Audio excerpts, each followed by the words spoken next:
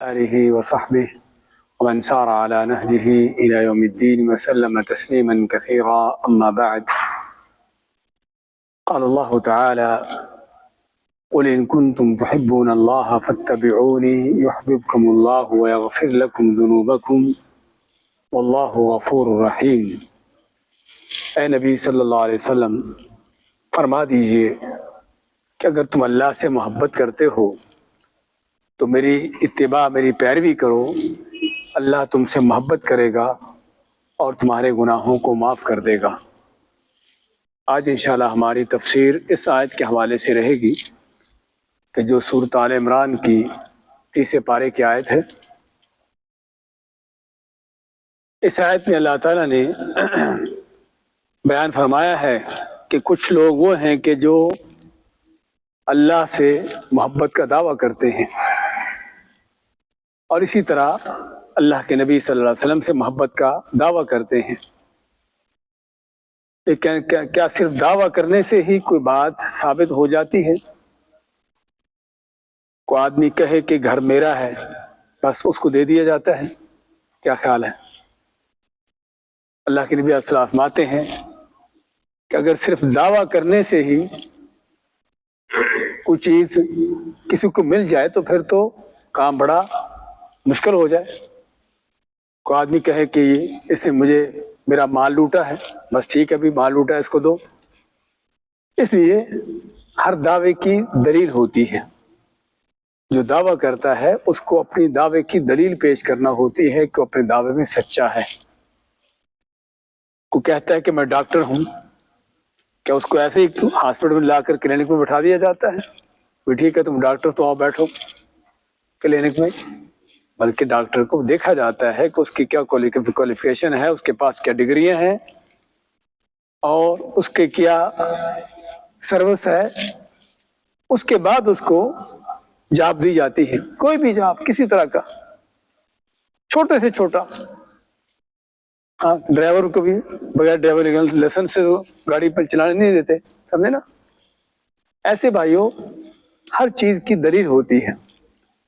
تو اگر کوئی ہم میں سے اللہ اس کے رسول سے محبت کا دعویٰ کرتا ہے تو اس دعوے کی دلیل دینا ہے اور محبت کرنا ضروری ہے. اللہ اس کے رسول سے محبت ہمارے ایمان کی بنیاد ہے. سورۃ توبہ میں 10ویں پارے میں اللہ نے فرمایا ہے: قل ان کان آباؤکم، کہہ دیجئے کہ اگر تمہارے ماں باپ، واولادکم، تمہاری اولادیں، اور تمہارے بہن بھائی، تمہاری بیویاں، تمہارے رشتہ دار، اور تمہارے وہ کاروبار جس میں تم کو نقصان کا، خسارے کا ڈر ہوتا ہے، وہ مال جو تم بڑی محنتوں سے کماتے ہو، تمہارے سجے بجے گھر جو تم کو بڑے اچھے لگتے ہیں. اللہ ماتا ہے کہ اگر تمہیں ان چیزوں سے زیادہ محبت ہے، کس کی محبت سے؟ اللہ کی، اس کے رسول سے اور جہاد سے. اگر تم کو دنیا کی ان چیزوں سے زیادہ محبتیں ہیں، اللہ کی رسول محبت ہے، اس کے رسول کی محبت سے بڑھ کر، پھر اللہ نے 3 وارننگ دی ہیں. 3 وارننگیں. پہلی وارننگ کیا ہے؟ فَتَرَبَّصُوا حَتَّى يَأْتِيَ اللَّهُ بِأَمْرِهِ، کہ پھر اللہ کے عذاب کا انتظار کرو.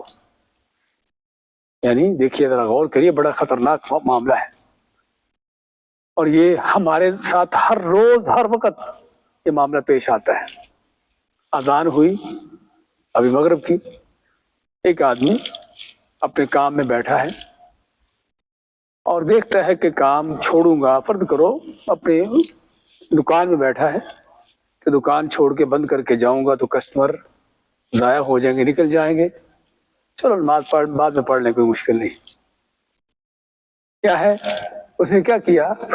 اپنی دکان کو، اپنے کاروبار کو جو ہے اس کو زیادہ مقدم رکھا. کاروبار اس سے محبت ہے، اللہ اس کے رسول سے محبت نہیں. سمجھے نا. ایسے ہی ہر چیز پہ، گھر سے بھی بچوں نے کوئی ڈیمانڈ کی کہ یہ چیز چاہیے اور پتہ ہے کہ وہ چیز غلط ہے، قرآن میں، حدیث میں اسلام اس کی اجازت نہیں دیتا، لیکن ان کی ڈیمانڈ پر، چلو بھی بچے ہیں، خوش کرنا ہے ان کو، تو ان کی ڈیمانڈ پر کیا ہے وہ پورا کر دیا مطالبہ. تو یہ کیا ہے، یہ اس میں امتحان ہو رہا ہمارا امتحان ہو رہا ہے کہ ہم کس سے محبت کرتے ہیں، اللہ اس کے رسول سے یا دنیا سے۔ دکان بند نہیں کی، نماز چھوڑ دی، یہ بچوں کا غلط مطالبہ پورا کر لیا، اللہ اس کے رسول کے حکم کی خلاف ورزی کر دی، تو کس سے محبت کی؟ دنیا سے۔ اللہ اس کے رسول کو پیچھے کر دیا۔ تو اس آیت میں اللہ فرماتا ہے کہ جو یہ کام کرتے ہیں، پہلی وارننگ ان کے لیے کیا ہے کہ اللہ کے عذاب کا انتظار کریں، اور اللہ کے عذاب ضروری نہیں کہ آسمان سے پتھر نازل ہو۔ ہاں، بعض قوموں کو اللہ نے اس طرح بھی ہلاک کیا ہے، لیکن اللہ کے عذاب اس کی بڑی شکلیں صورتیں ہیں۔ اور اس امت کا عذاب جانتے ہو بھائیو کیا ہے؟ اس امت کا عذاب نبی کریم علیہ السلام نے فرمایا ہے کہ ان کی آپس کے اختلاف، آپس کی خانہ جنگی اور آپس کے بد امنی، اور یہ آپ کے سامنے ہے، اپنے ملکوں میں دیکھ لیجئے، نہ کسی کے مال، نہ کسی کی جان، نہ کسی عزت، کوئی چیز محفوظ نہیں۔ ہر آدمی، اس کو ہر وقت کھٹ کا ڈر ہے، دشمن مسلط ہے، ذلت خواری ہے، ایک ایک لقمے کی خاطر بندہ ذلیل ہو رہا ہے۔ ہاں، اس سے بڑھ کر اور اللہ کا عذاب بھائیو کیا ہے؟ تو اس لیے اللہ ماتا کہ پھر اللہ کے عذاب کا انتظار کرو، پہلی وارننگ۔ دوسری وارننگ کیا ہے کہ جو یہ کام کرتے ہیں اللہ ان سے ہدایت کے راستے بند کر دیتا ہے۔ واللہ لا یہدی، اللہ ایسے لوگوں کو ہدایت نہیں دیتا۔ آپ کو کہے گا ہدایت نہیں ملے گی پھر کیا ہوگا؟ دنیا کے مزے لے رہے ہیں، کھا پی رہے ہیں، مشکل کیا ہے؟ اب مشکل یہ ہے کہ ہدایت نہیں ملے گی، دنیا تو 4 دن مزے لے لے گا آدمی، لیکن آگے ہمیشہ ہمیشہ کی جہنم، کیونکہ آگے جنت اسی کو ملے گی جو اس کو ہدایت ملے گی، جو ہدایت پر ہوگا۔ تو دوسرا اللہ کی سزا کیا ہے ایسے لوگوں کے لیے کہ اللہ ایسے لوگوں پر ہدایت کے دروازے بند کر دیتا ہے۔ واللہ لا یہدی۔ تیسرا کیا ہے؟ اللہ نے ان کو فاسق کہا، واللہ لا یہدی القوم الفاسقین، کہ یہ فاسق قوم ہے، فاسق لوگ ہیں۔ فاسق کون ہوتا ہے؟ اللہ کا نافرمان، اللہ کی اطاعت سے نکلا ہوا۔ تو یہ 3 بڑی سزائیں اللہ نے کس پر سنائی کہ جو دنیا کی چیزوں کو اللہ اس کے رسول پر ترجیح دیتا ہے، دنیا کی محبتوں کو اللہ اس کے رسول کی محبت پر ترجیح دیتا ہے، اور بلکہ اللہ اس کے رسول کی محبت ایمان کی بنیاد ہے، اس کے بغیر مومن نہیں آدمی، سرے سے مسلمان ہی نہیں ہے۔ صحیح بخاری میں نبی کریم صلی اللہ علیہ وسلم کا فرمان ہے، والذی نفسی بیدی، قسم کھا کے کہ اس ذات کی قسم جس کے ہاتھ میں میری جان ہے، اللہ کی قسم کھا کے فرماتے ہیں آپ صلی اللہ علیہ وسلم، حالانکہ آپ سے بڑھ کر کوئی اللہ کی مخلوقات میں سچا نہیں ہے، لیکن یہ قسم کیوں کھائی؟ ہم کو یقین دلانے کے لیے، لوگوں کو یقین دلانے کے لیے۔ کیا قسم ہے؟ لا یؤمن احدکم، کہ اس وقت تک تم میں سے کوئی مومن مسلمان نہیں ہو سکتا، کب تک؟ حتی اکون احب الیہ من والدہ وولدہ والناس اجمعین، کہ جب تک اس کے دل میں میری محبت اس کے ماں باپ، اس کی اولاد اور دنیا کی ہر چیز سے زیادہ نہ ہو۔ یعنی نبی کریم علیہ السلام کی محبت اگر دنیا کی ہر چیز سے بڑھ کر نہ ہو، آپ مانتے کہ مومن مسلمان ہی نہیں آدمی، چاہے وہ نمازیں پڑھتا رہے، کلمے پڑھتا رہے، کچھ بھی کرتے، لیکن جب تک آپ کی محبت دنیا کی ہر چیز سے زیادہ نہیں تو مسلمان ہی نہیں ہے۔ حضرت عمر فاروق آپ کے پاس آئے، کہنے لگے اللہ کے نبی صلی اللہ علیہ وسلم مجھے آپ سے بڑی محبت ہے۔ کتنی محبت ہے؟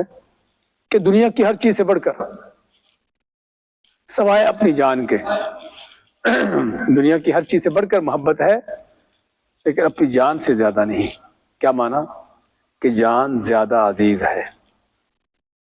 آپ نے کیا فرمایا؟ اے عمر پھر ابھی تک نہیں، ابھی تک نہیں کہ مانی یا تو ابھی تک ایمان نہیں، ایمان کامل نہیں، یا صحیح محبت نہیں، کہ جب تک تمہارے دل میں میری محبت جو ہے تمہاری جان سے بڑھ کر نہ ہو۔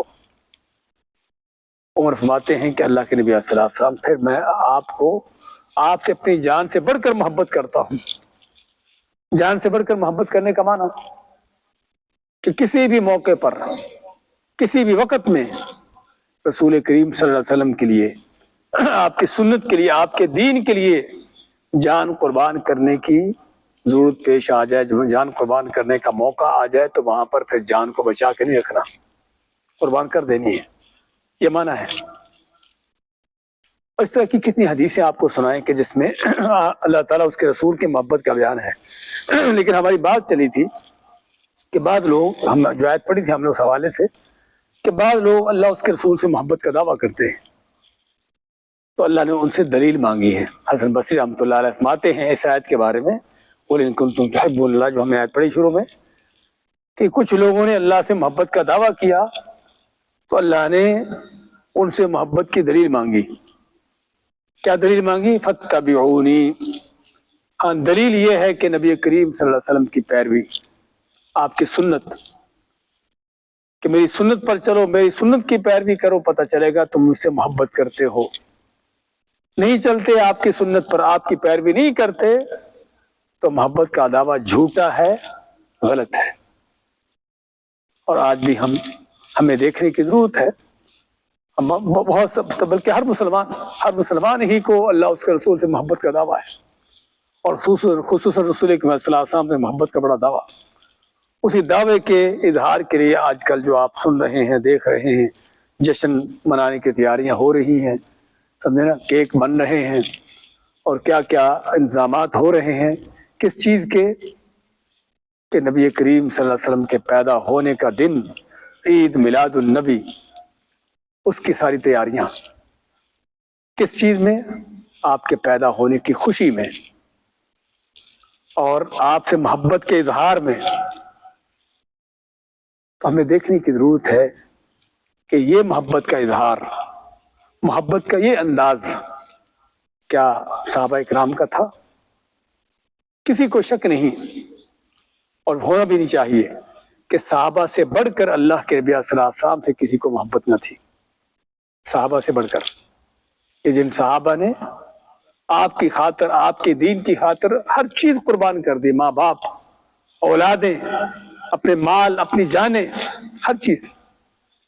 سعد بن ابی وقاص رضی اللہ تعالیٰ عنہ مسلمان ہوئے، کلمہ پڑھا، اسلام میں داخل ہوئے، ماں باپ کافر، گھر والے کافر تھے، تو ماں کو جب پتہ چلا کہ بیٹا مسلمان ہو گیا تو ماں بڑے غصے میں آئی کہ تو نے میرا دین چھوڑ دیا۔ تو سعد بن وقاص فرماتے کہ میں تو اس دین پر پکا ہوں۔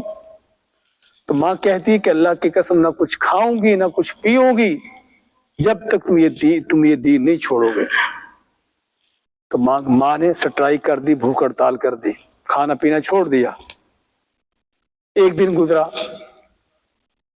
اور ماں دیکھ رہی کہ شاید بیٹے کو ترس آ جائے مجھ پر، ایمان چھوڑ دے، بیٹے نے نہ چھوڑا۔ اگلا دن ہو گیا، ماں کو بھوک پیاس سے غشیاں تاری ہونا شروع ہو گئی۔ تیسرا دن ہو گیا، اور حال بری ہو گئی، دیکھا کہ ماں جو ہے موت کے قریب ہو رہی ہے، مرنے والی ہو گئی ہے۔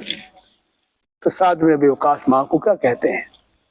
کیا ماں جان، تمہاری مرضی ہے، تم نے کھانا کھانا ہے، پینا پانی پینا ہے پیو، ورنہ نہیں پینا نہیں پیو، میرا ایمان چھوٹنے والا نہیں ہے۔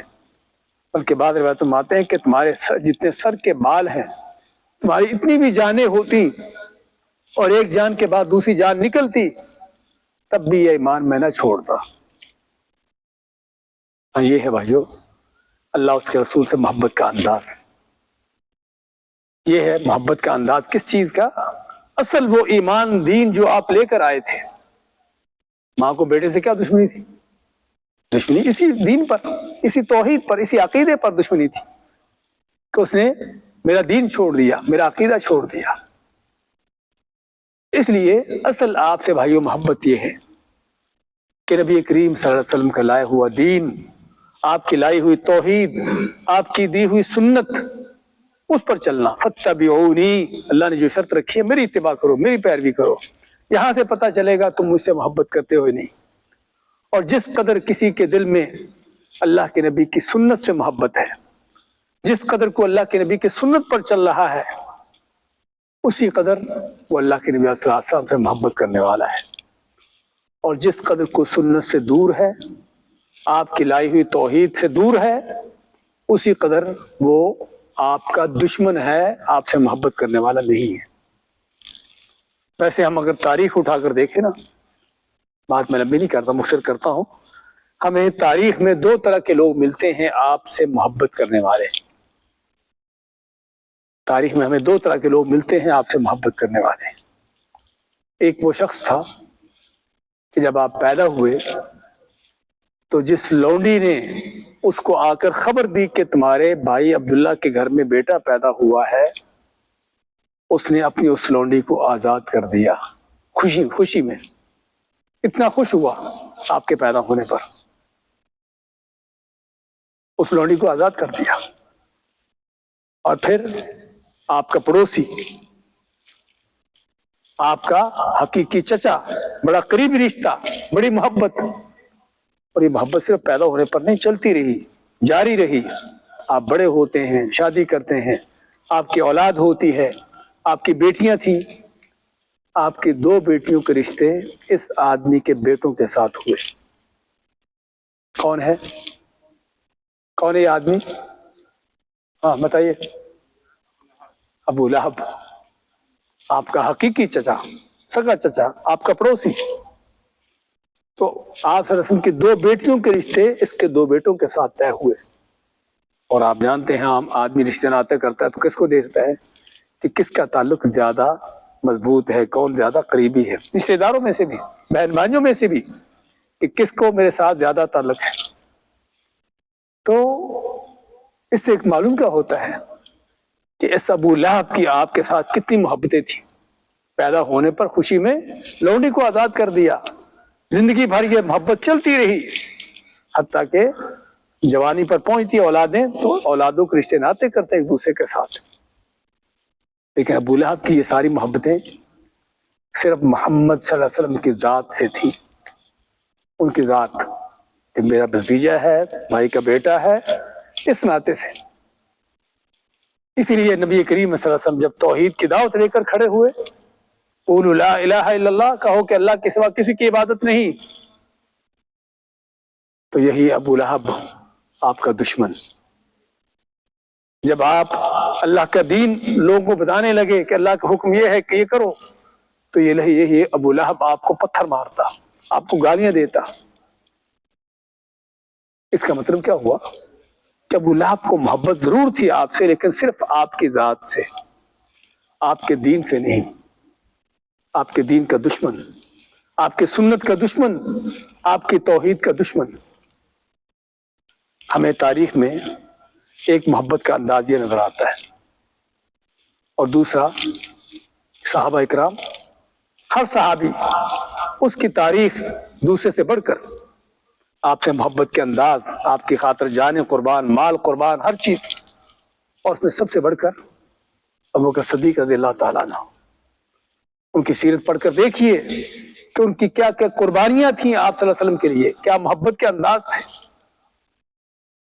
کس قدر انہوں نے آپ کی خاطر مارے کھائیں، کس طریقے سے اپنا مال جو دنیا کے ان کے پاس تھا ہر چیز آپ کی خاطر لٹا دیا۔ عجیب و غریب واقعات آپ کو ملے گی ان کی سیرت سے، آپ واقعات تو آپ سنتے ہی رہتے ہیں۔ جب آپ نے صدقہ کرنے کا حکم دیا تو ابوبکر صدیق گھر کا سارا سامان لے آئے، پوچھا ابوبکر گھر میں کیا چھوڑا ہے؟ کہنے لگے اللہ اس کے رسول، اللہ اس کے رسول کی محبت۔ آپ بچوں کو بھوک لگی تو محبت کھائیں گے؟ بچوں کو کپڑے پہنے کی محبت پہنیں گے؟ نہیں، ان کو پتا تھا کہ محبت کا معنی کیا ہے۔ ہجرت کے وقت پہلی بات تو اللہ کے نبی صلی اللہ علیہ وسلم کے ساتھ ہجرت کرنا، کہ جس کو پوری دنیا کفر، آپ کے دشمن، آپ کے خون کی پیاسی، ایسے شخص کے ساتھ چلنا کوئی آسان کام ہے؟ آج فرض کرو کوئی ایسا شخص ہو کہ جس کے بارے میں اعلان ہو جائے کہ اس کو زندہ مردہ جیسے بھی پکڑ کر لا سکتا، پکڑ کر لائے، اس کو بڑا انعام ملے گا، سمجھے نا؟ تو کیا خیال ہے؟ اس شخص کے ساتھ کوئی رہنا آسان کام ہے؟ اس کے ساتھ رہنے والا بھی اپنی جان پیش کر رہا ہے، اپنے آپ کو بیچے ہوئے۔ ابوبکر صدیق آپ کے انتظار میں ہیں کہ آپ کو اللہ کی طرف سے کب ہجرت کا حکم ملے، اجازت ملے تو میں بھی آپ کے ساتھ ہجرت کروں۔ اس خطرناک موقع پر تیار اس کے انتظار میں بیٹھے ہیں کہ کب یہ آپ کو موقع ملے ہجرت کا تو میں بھی آپ کے ساتھ جاؤں۔ اور پھر صرف انتظار نہیں، تیاری کیسے کہ گھر کی ہر چیز بیچ باچ کر مال سب اکٹھا کیا آپ کی خدمت کے لیے۔ بعض روایتوں میں آتا ہے کہ جب ابوبکر صدیق آپ صلی اللہ علیہ وسلم ہجرت کے لیے نکل گیا، گھر سے چلے گئے، تو ابوبکر صدیق کے والد ابو قحافہ بوڑھے آدمی تھے، بہت بوڑھے ہو چکے تھے، نابینا تھے آنکھوں سے، اپنی پوتی ابوبکر صدیق کی بیٹی اسماء، ابھی 9 عمر بچی تھی وہ بھی، اس سے پوچھا کہ تمہارے باپ نے تمہارے لیے کچھ چھوڑا ہے؟ گھر کے خرچے ورچے کے لیے، تمہارے خرچے کے لیے کچھ چھوڑ کے گیا تمہارا باپ؟ اب بیٹی جس کی ایمان پر تربیت تھی، کہتے ہیں کہ اس نے کیا کیا کہ چمڑے کی تھیلی میں کوئی کنکر پتھر ڈالے اور نابینا دادا اس کے ہاتھ کے نیچے لا کر رکھے کہ دیکھ لو دادا جان، ابا جان نے ہمارے لیے کیا چھوڑا ہے۔ عام طور پر اس زمانے میں کیا ہوتا تھا، درم دینار جو تھے، یہ سکے ہوتے تھے اور چمڑے والے کے تھیلی میں ڈالتے تھے، تو دادے کے ہاتھ کے نیچے رکھے کہ دیکھو دادا جان، ہمارے ابا جان نے ہمارے لیے کیا چھوڑا، کتنا چھوڑا مال۔ اسماء فرماتی کہ اللہ کی قسم، ابوبکر صدیق نے ہمارے لیے گھر میں کوئی پائی پیسہ تک نہیں چھوڑا تھا، سبھی کچھ اپنے ساتھ لے گئے آپ صلی اللہ علیہ وسلم کی خدمت کے لیے۔ یہ صرف آپ کو ایک مثال دے رہا ہوں، صحابہ کرام کی زندگیاں بھری پڑی ہیں اس طرح کی مثالوں سے، کہ پتہ چلے کہ آپ سے محبت کرنے والے کون ہوتے ہیں، آپ کی سنتوں پر مر مٹنے والے کیسے ہوتے ہیں۔ ہم تو دن رات آپ کی حدیثیں سنتے ہیں، لیکن جس طرح کسی نے خوب کہا ہے کہ یہ آج کے رسول ہیں کہ جو آپ کا نام سنتے ہیں تو جھوم جاتے ہیں۔ جھوم جانے کا معنی بڑے ان کو مزہ آتا ہے، اور جب آپ کا حکم سنتے ہیں تو گھوم جاتے ہیں۔ گھوم جانے کا معنی کہ ہم نہیں مانتے، ہم فلاں ہوتے ہیں، ہم آپ کے سامنے ہیں۔ تو ہم دن رات آپ کی حدیثیں سنتے ہیں، آپ کے احکام سنتے ہیں، لیکن کچھ سے مس اثر نہیں۔ آپ خطبہ ارشاد فرما رہے، کو پیچھے لوگ کھڑے ہوئے تھے مسجد میں، آپ نے ان کو کہا کہ بیٹھ جاؤ۔ ایک صحابی مسجد کے دروازے سے داخل ہو رہا تھا، اس نے کہیں سن لیا کہ اللہ کے نبی فرماتے کہ بیٹھ جاؤ۔ آپ نے اس کو تو نہیں کہا تھا، آپ نے وہ پیچھے جو کھڑے ان کو کہا تھا، لیکن اس کے کان میں جب بیٹھنے کی آواز سنی تو مسجد کے دروازے میں بیٹھ جاتا ہے، مسجد کے دروازے میں بیٹھ جاتا ہے۔ اس کو ایک قدم بھی آگے اٹھانے کی ضرورت نہ ہوئی کہ اللہ کے نبی نے بیٹھنے کا حکم دیا تو کیسے آگے جاؤں۔ یہ ہے آپ کی سنت پر چلنے والے، یہ ہے آپ سے محبت کرنے والے۔ ایک دوسرے صحابی، ان کے بال تھوڑے لمبے تھے، سنت ہے کہ اگر آدمی بال لمبے رکھے ہو تو کانوں تک رکھے، سے زیادہ نہ رکھے، اور کپڑا ٹخنوں سے نیچے، ہمارے بھی ہوتے ہیں شلواریں، پتلونیں، چادریں، ٹوپے وغیرہ ٹخنوں سے نیچے۔ تو آپ کو پتہ چلا کہ اس صحابی کا یہ معاملہ ہے، کپڑا اس کا ٹخنوں سے نیچے ہے اور بال اسے تھوڑے لمبے رکھے ہوئے ہیں۔ آپ میں کہ اگر بال چھوٹے کر لے، کپڑا اپنے ٹخنوں سے اونچا کر لے تو بہت اچھا آدمی ہے۔ صحابی کو پتہ چلا کہ اللہ کے نبی نے اس کی یہ 2 غلطیاں بیان کی ہیں۔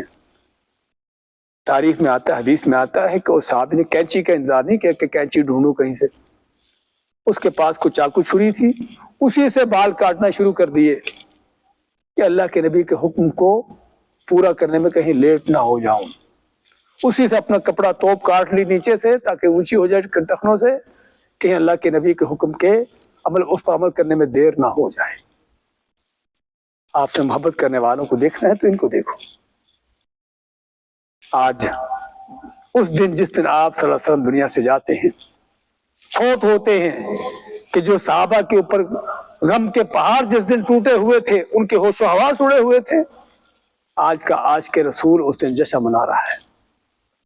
آپ کا نام لکھ کر کیک پر آپ کے نام کے ٹکڑے ٹکڑے کر کے چھریوں سے اس کو کھا رہا ہے، اور پھر بھی وہ آج کے رسول ہے، پھر بھی وہ آپ سے بڑی محبت کرنے والا ہے۔